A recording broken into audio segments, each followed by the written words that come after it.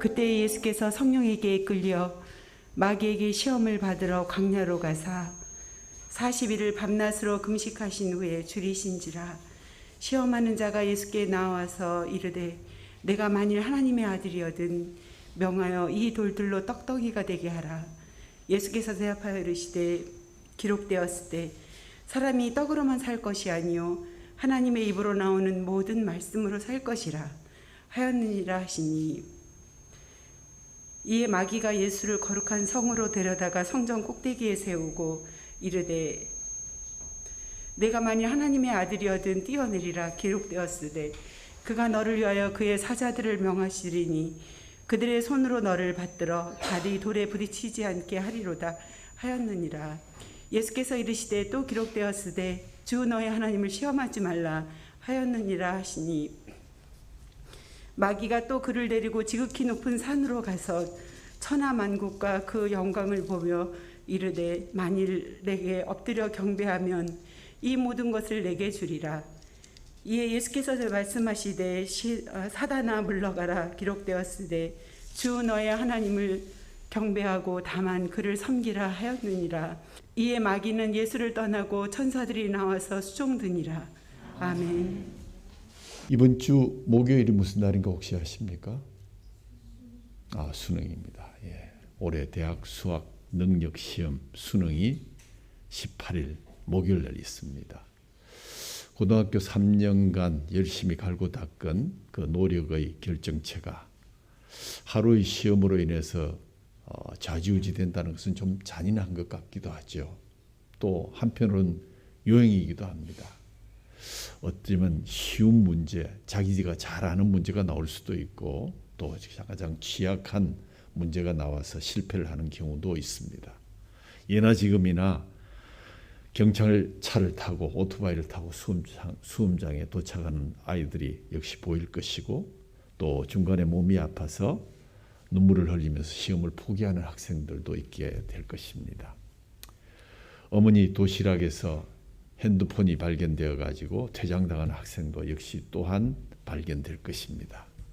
벌써 며칠 전부터 교회나 절에서 자녀의 합격을 기원하는 부모님들의 기도가 계속되고 있고, 수험장 교문 앞에서 당일에도 계속 그 기도는 되어질 것입니다. 그러나 수능은 인생의 한 에피소드에 불과합니다. 수십 년이 흐른 뒤 친구들과 만나서 수능 얘기하는 사람은 아무도 없습니다. 군대 얘기, 학창시절 얘기 이런 것들이 주가 됩니다. 예수님께서 오늘 제자들에게 친히 가르치신 주기도에 있는 우리를 시험에 빠지지 않게 하시고 악에서 구하소서, 시험이라는 단어를 우리는 발견하게 됩니다. 에덴 동산에서 최초의 인간이 타락한 이후 지금까지 모든 인류는 끊임없는 사탄의 마귀의 유혹에 시험에 노출되어 왔습니다. 정확하게 표현하자면 인류의 타락 그 자체도 바로 사탄의 시험에서 비롯된 것이었습니다. 예수님께서 오늘 본문 바로 앞장, 즉 3장에 요한에게 세례를 받으신 직후에 성령에 이끌려 마귀에게 시험을 받으사 광야로 가셨다라고 기록하고 있습니다. 여기서 유의할 성령에게 이끌려라는 그러한 구절입니다. 이 일이 마귀의 주도가 아니라 예수님께서 어쩔 수 없이 끌려간 것이 아니라 전적으로 하나님의 섭리와 주장 아래 이 사건이 벌어졌다는 것을 밝히고 있습니다.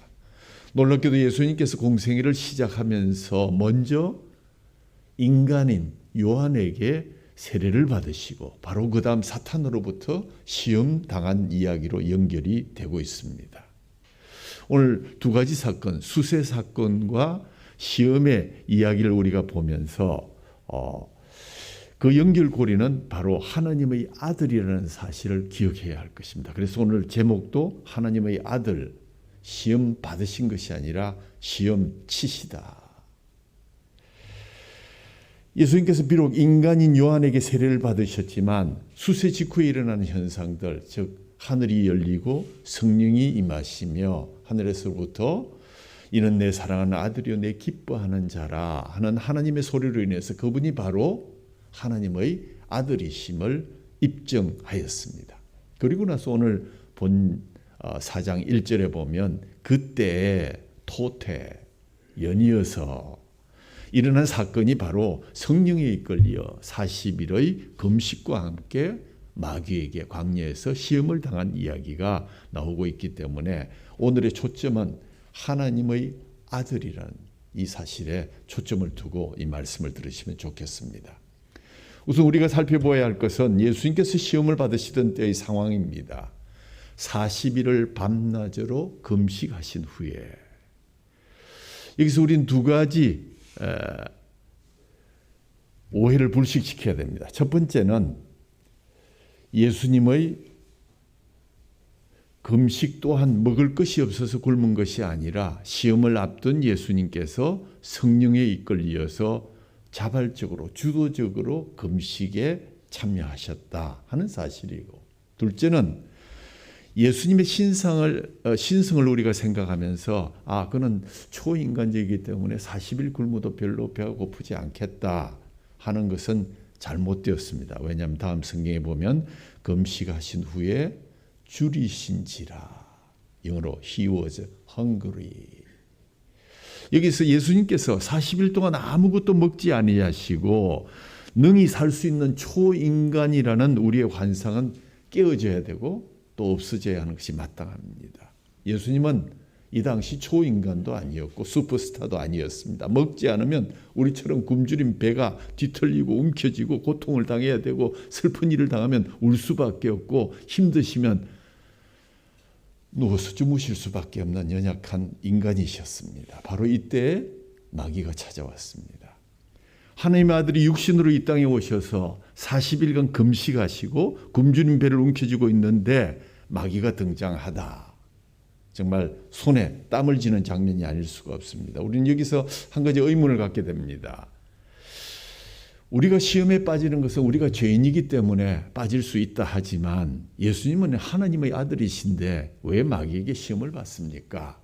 라는 질문을 하신다면 대답은 아주 간단합니다. 그것은 하나님의 아들이신 예수님께서 인간에게 굳이 세례를 받으실 필요가 없었지만 그러나 자신의 죄 때문이 아니라 우리의 죄 때문에 그가 친히 세례를 받으셨고 또 그가 시험을 지금 받으시는 것도 그가 악하거나 죄가 있어서가 아니라 바로 모든 인류를 위해서 우리 대신 시험을 받아주셨다는 사실을 우리는 반드시 명심해야 됩니다. 그렇습니다. 오늘의 본문을 하나님의 아들의 사건으로 불구경하듯이 멀리서 쳐다볼 것 아니라 죄인인 저를 위해서 대신해서 받으신 시험이라는 사실을 엄정하게 확인하시면서 이 사건을 받아들여야 할 것입니다. 본문을 통해서 사탄의 유혹의 전략의 핵심을 파악하고 예수님께서 승리하신 비결을 배워서 우리 영적 전쟁에서도 승리하는 저와 여러분이 되기를 주님의 이름으로 축원합니다. 그렇다면 우리를 대신한 예수님께 마귀가 던진 세 가지 시험 문제가 무엇이었을까? 첫 번째, 딱 시험 문제를 폈는데 우선에게 최우선을 양보하라. 첫 번째 유혹은 돌에게 명하여서 빵을 만들라는 문제였습니다. 40일 동안 금식하고 굶주린 상태에 있던 예수님 자신을 강하게 끌어다니는 유혹이 아닐 수가 없습니다. 마귀의 전략은 돌로 떡을 만들라고 요구함으로써 예수님의 초인간적인 능력자로 인정해 주는 척하면서 돌을 떡으로 만들어 먹게 함으로 예수를 떡에 매인 인간적인 연약한 사람으로 추락시키려는 관계를 꾸미고 있었습니다. 40일간 굶은 학생에게 돌을 명하여 떡을 만들라는 문제는 학생에게 돌을 떡으로 만들 수 있는 능력을 드러낼 수 있는 절호의 찬스이기도 하고 또 떡을 만들어서 그 학생과 친구들이 나누어 먹는다면 아주 그럴듯한 우선이 될 수 있습니다. 그런 상황에서 예수님께서 초자연적인 능력을 잠깐 사용해서 떡 한 덩어리를 만들어서 당신의 허기를 스스로 충족시켰다 하더라도 누가 비난할 수 있겠습니까? 배고픈데, 죽어가는데. 그럼에도 불구하고 우리 예수님의 대답은 기록되었으되라는 구약의 한 구절을 인용하시면서 사람이 떡으로만 살 것이 아니요 하나님의 입으로 나오는 모든 말씀으로 살 것이니라 라고 이런 지하에 그 시험을 물리치셨습니다. 왜 주님께서는 받아들여도 큰 일이 아닐 것 같은 굶주린 사람의 필요를 채워주는 당연한 권리인 것 같은 마귀의 권유를 이처럼 단호하게 물리치셨을까요? 우리는 세상 살아가면서 뭐니 해도 일단 먹고 살아야 된다. 살아야 다음 일을 도모할 수 있다. 이런 주장을 많이 합니다. 이런 사고방식 속에는 우리의 의식주 생활 속에 필요한 물질을 최고로 여기는 심각한 죄가 숨어 있습니다. 문제의 핵심은 예수님께서 목전의 배고픔을 벗어나시기 위해서 메시아적인 능력을 사용할 것인가 아니면 그 능력을 주신 아버지의 뜻에 따라 고난과 죽음의 길을 받아들일 건가 하는 절박한 문제가 첫 번째 문제였다는 것입니다. 학생인 예수에게 있어서 최우선은 무엇이었을까? 자신을 위해 돌로 떡을 만들어서 허기를 채우고 능력을 보여주는 것이 아니라 그 능력을 주신 분의 뜻을 따라서 고난과 죽음의 십자가의 길을 가는 것이 그에게 최우선이었다라는 사실을 우리는 기억해야 할 것입니다.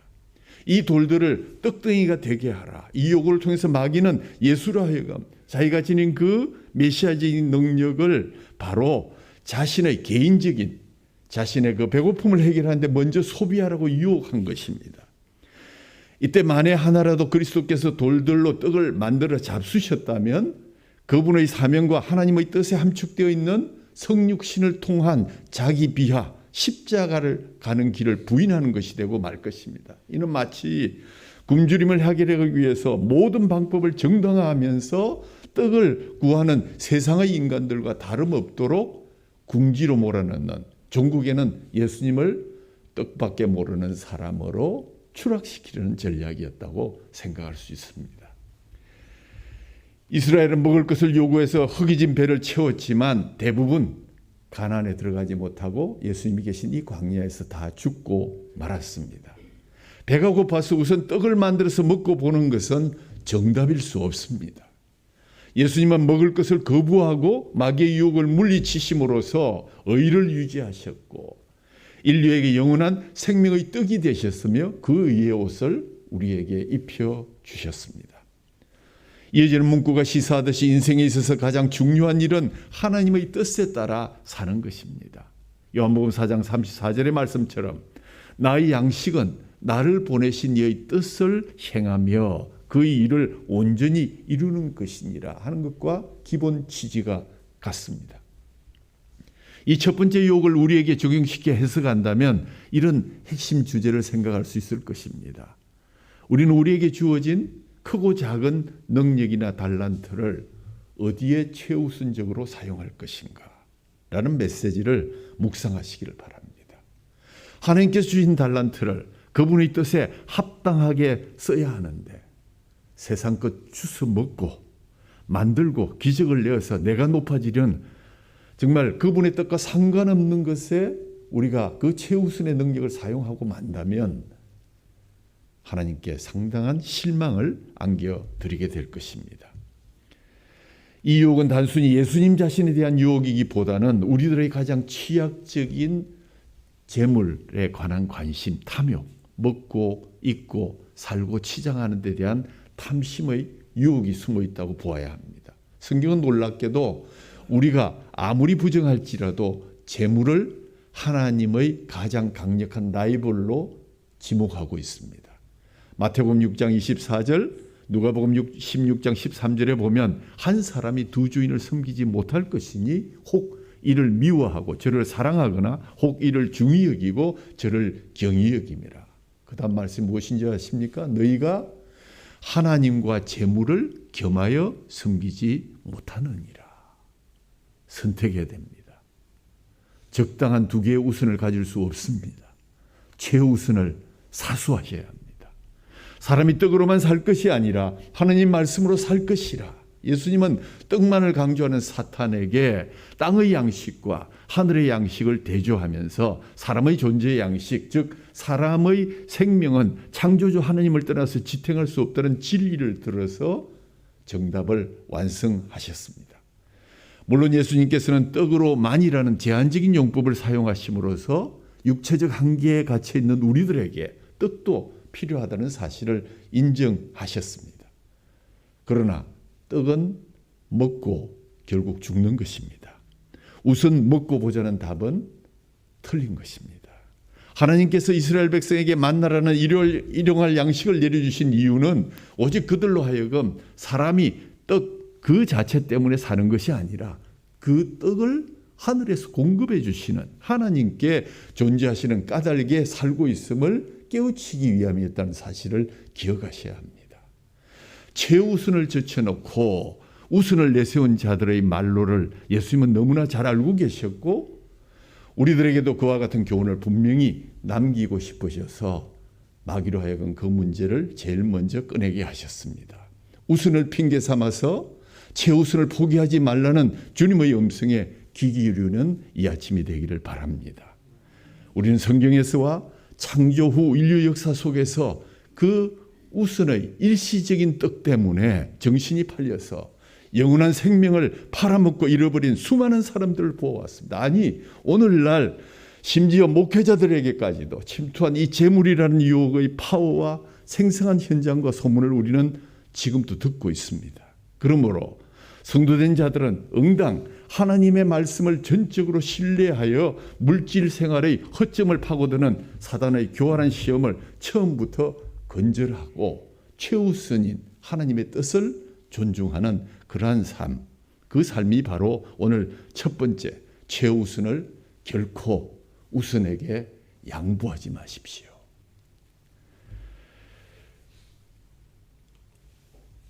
두 번째는 하나님을 시험하는 시험을 하라 하는 것이 두 번째 문제였습니다.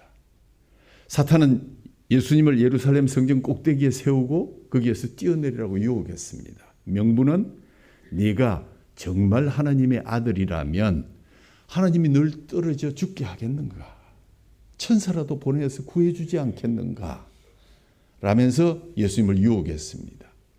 본문의 거룩한 성은 예루살렘으로 가서 성전이라고 기록한 것을 볼 때 예루살렘 성전이 맞는 것 같고 해발 750m 고지에 형성된 예루살렘 성전 꼭대기에서 깊숙한 기드론 골짜기 아래로 뛰어내리라는 것은 분명 마귀가 무엇을 요구하고 있는지를 우리는 알 수 있습니다.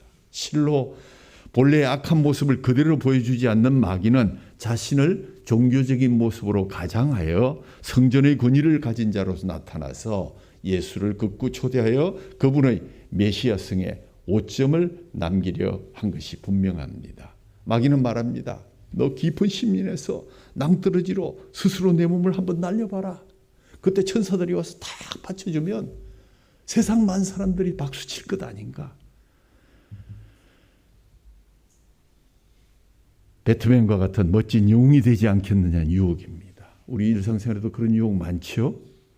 이는 결국 예수의 메시아성을 익히 알고 있는 마귀가 예수님께 희생의 길을 걷기보다는 세상적인 환대와 박수와 영광을 누리는 영웅적인 삶을 살아보라. 그 능력 가지고 왜 그렇게 힘들게 살아가려 하느냐. 그것도 역시 마귀는 기록하였으되 성경 말씀을 들어서 말하는 것입니다. 여기서 마귀가 인용한 성경 구절은 구약 시편 91편 11, 12절 부분으로서 원래 신자로 하여금 어떠한 위험한 일에 충동적으로 뛰어드는 것을 장려한 말씀이 결코 아니라 의로운 자들을 그 위험한 길에서 항상 보호해 주시겠다는 하나님의 약속을 약간 뒤집어서 너도 하나님의 아들인데 떨어지면 살려주지 않으시겠느냐. 그러면 너도 박수받고 용이 되지 않겠느냐. 마치 오늘날 이단들이 자기들이 주장하는 몇 개의 성경 구절을 달달 외우면서 우리를 공격해 오는 것과 유사한 모습을 발견하게 됩니다. 마귀의 마케팅 작전은 아주 강력합니다. 첫 번째, 예수님께서 뛰어내리지 않으면 너가 하나님의 말씀을 믿지 않는다. 하나님을 불신한다. 라고 비난할 것이요. 만약 예수님께서 뛰어내렸는데도 천사가 보호하지 않으면 그것은 성경의 잘못이거나 하나님이 계시지 않는다는 증거다. 라고 주장할 것입니다. 당시 유대인들은 메시아에 대한 기대를 표적에서 찾고 있었다 하는 얘기는 지난 주일에도 말씀을 드렸습니다. 마귀는 이런 상황을 이용해서 예수에게 허영적인 명예심과 영웅심을 자극해서 고무시키려고 한 것 같이 보입니다. 그러나 마귀에 감춰진 음모는 한 차원 더 높은 것이 있었습니다. 예수로 하여금 하나님께서 자기를 보호하신다는 신뢰를 증명하게 해서 마치 이스라엘이 물을 요구함으로써 여호와를 시험했던 출애굽기의 사건처럼 하나님을 시험하는 죄를 저지르도록 유혹한 것입니다. 요단강가에서 몇 명만 들을 수 있는 소리로야 누가 알아주겠느냐. 그러지 말고 수도 예루살렘 한가운데 모든 매스컴이 주목하고 있는 가운데서 한번 멋있게 장면을 연출해 보라. 성전 꼭대기에서 뛰어내려도 조금도 다치지 않는 당신의 모습을 과시하면 온 백성들이 당장 당신이 진짜 메시아인 줄 알고 받들어 모시지 않겠는가. 지극히 구미가 당기는 유혹을 감행했습니다. 이때 예수님께서 또 기록되었으되 주 너의 하나님을 시험하지 말라. 신명기 6장 16절 말씀을 들어서 한 방에 날려보내고 말았습니다. 예수님은 보호하심에 대한 하나님의 모든 약속들이 하나님께 대한 우리의 신뢰를 위한 것이지 우리의 가정을 위한, 우리의 의심을 위한 것이 아님을 분명하게 밝히셨습니다. 하나님 말씀 그 자체이시기 때문입니다. 실로 어느 누구에게나 하나님이 보호하신다는 증거로 그 약속의 주체자이신 하나님을 의심해서 그분께 기적적인 표적을 요구하는 것은 잘못된 일입니다. 그것은 바로 교만한 불합격자의 소행일 뿐입니다.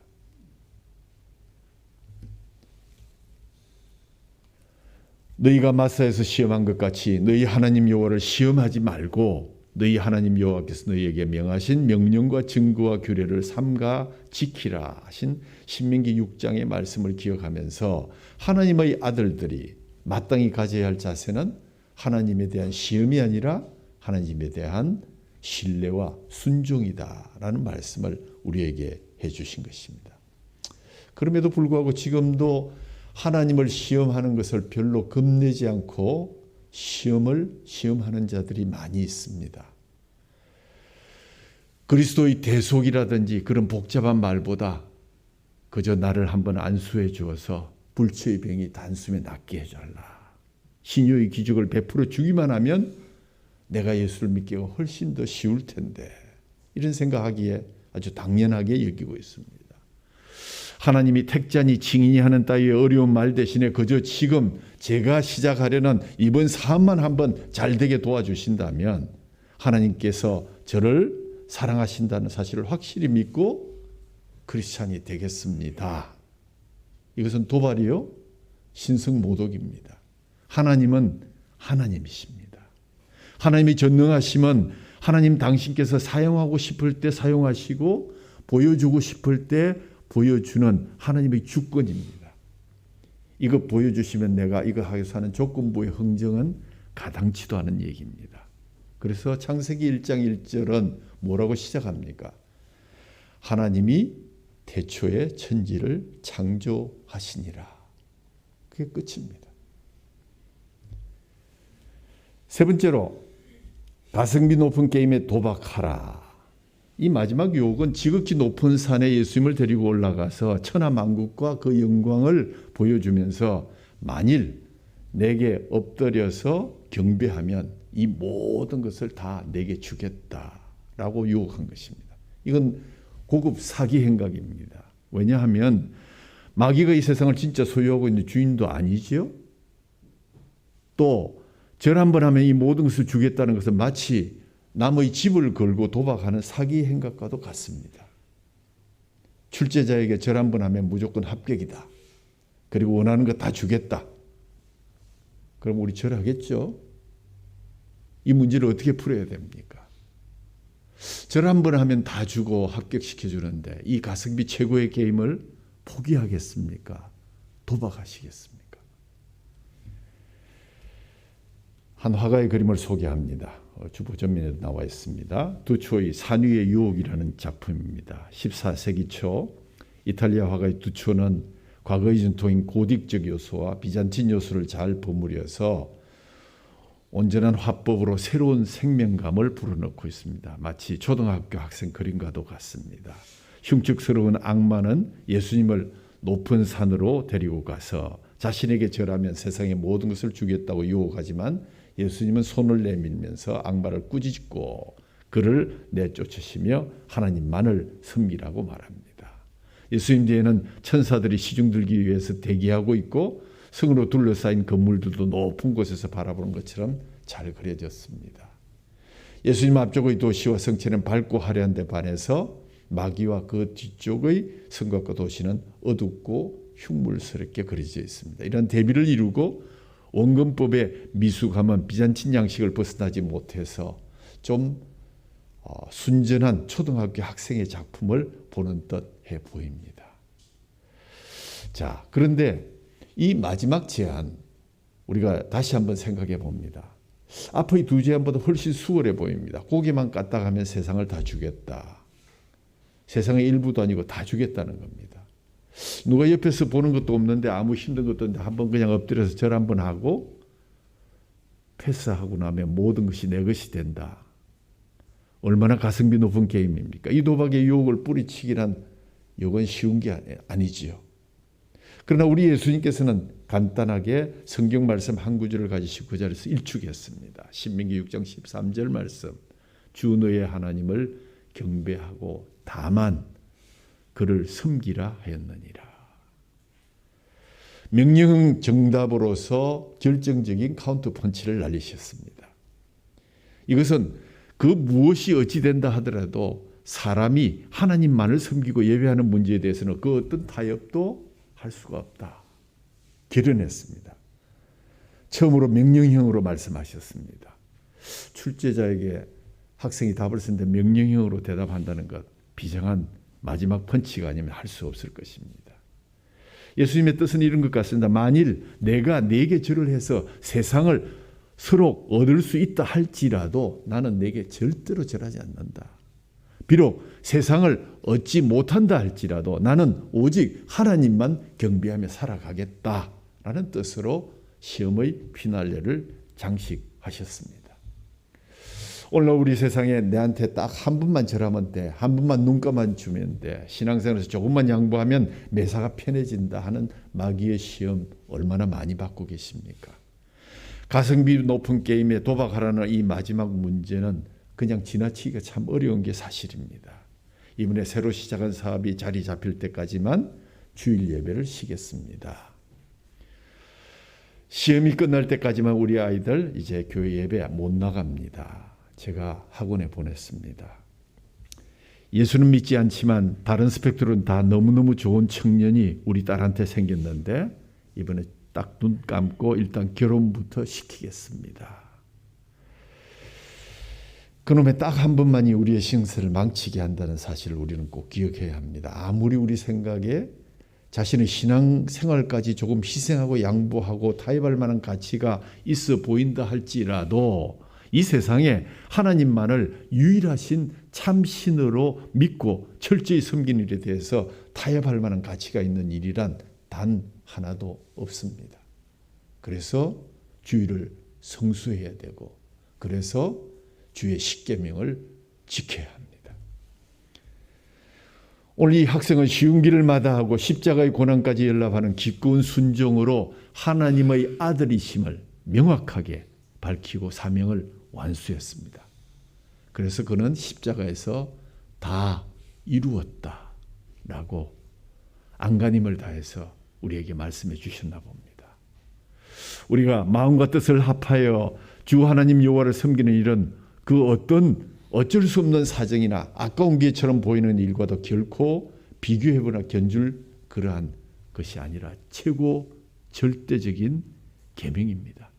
딱 한 분만 양보하면 훨씬 더 잘 될 것 같은데 하는 마귀의 이 교활하기 짝이 없는 타협주의와 결연이 이제 절연할 때입니다. 십자가를 끝까지 지고 가더라도 나는 여호와 하나님만을 온전히 섬기겠다고 하는 이 예수님 학생의 정답을 실천하시게 될 것입니다. 결론을 말씀드립니다. 그때야 사탄이 물러갔습니다.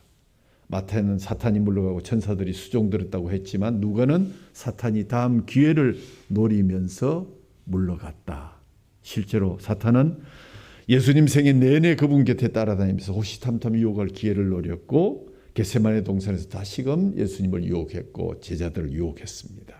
예수님 십자가에 달려있는 동안에도 유혹했습니다. 내가 진정 하나님의 아들이라면 거기서 뛰어내려 보아라. 예수님은 3번의 시험을 물리치는데 전혀 초능력을 사용하지 않고 오직 말씀에 잇대어서 승리하셨습니다. 예수님을 따르는 제자답게 이 시대의 온갖 마귀의 미혹과 도전을 기록된 하나님의 말씀으로 넉넉히 이기는 가운데 항상 천사들의 수종을 받는 우리 성도님들이 되시기를 주님의 이름으로 축원합니다. 우선 먹고 사는 일에 매몰되어서 최우선인 하나님의 말씀을 망각하는 어리석은 자가 되지 마십시오.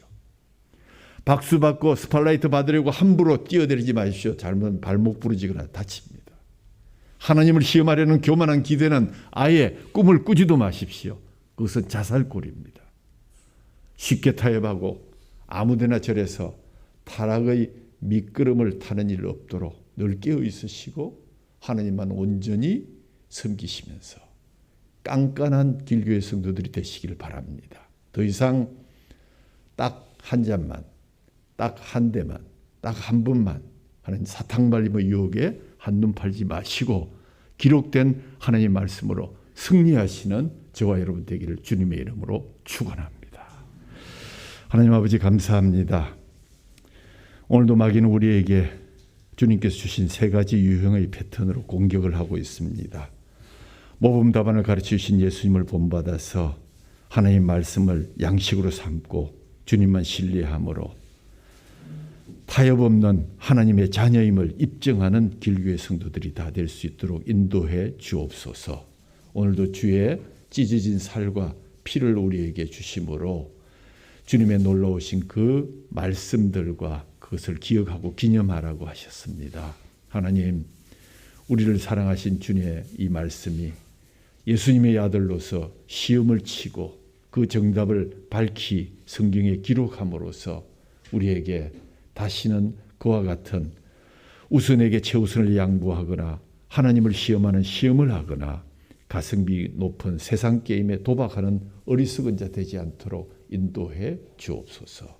오늘도 귀한 말씀 주심을 감사드리며 우리 주 예수 그리스도의 이름으로 기도하옵나이다. 아멘.